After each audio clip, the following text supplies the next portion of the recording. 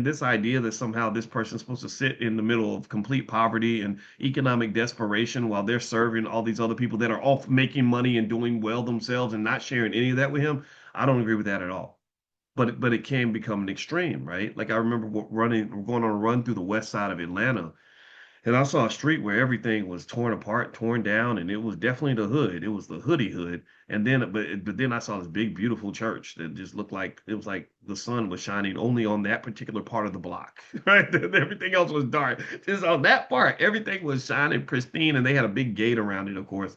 And I just said, no, I'm not a fan of that, right? Because that's extreme, right? That's when somebody or is living well, at the expense of the congregation. But in my view, if the congregation is able to elevate, then the pastor should elevate with the congregation. In fact, that's another point I wanted to mention.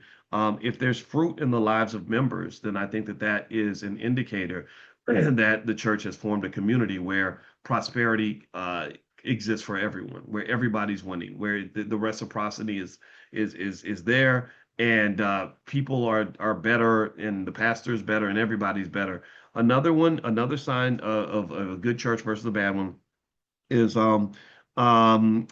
leadership lifestyle alignment. So again, all the flaunting and when you got Bishop Two Tone running through the hood, in a Bentley and five rings on his fingers and just doing these extravagantly ridiculous behaviors. Basically, that's when you get the pastors that want to be rappers. Like rappers and pastors are very similar. They were the original social media influencers, and that's why politicians spend money purchasing black rappers and black pastors in order to control the black community because we're heavily influenced by both. And so when the pastor becomes the rapper, that to me is not healthy. That becomes a type of pimping. That's a good point, Armando. It's pimping. Um, also, empowerment over dependency, right? So a healthy church should teach people how to grow spiritually, emotionally, and financially without making the members feel cursed or fearful or spiritually incomplete without constant giving. So I think it's one thing when you give people the option to give, or when and you can even let them know how important that is. And I think the people that are getting value should be giving something back. It makes no sense for you to go spend money on this person and that person who doesn't care about you, and then neglect the people that do care about you, right? So I think that again, the reciprocity is critical.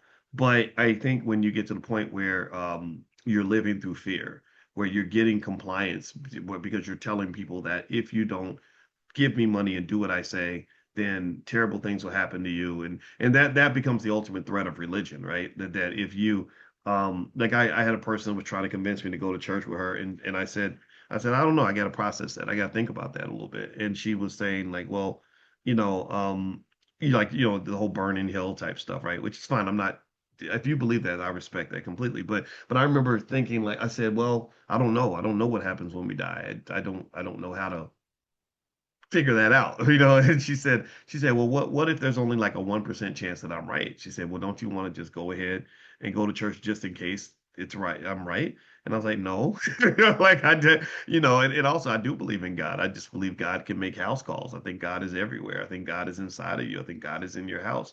And it ain't no man or woman living going to be able to convince me that I got to go in your building and give you money to get access to God. Who the hell are you? Right.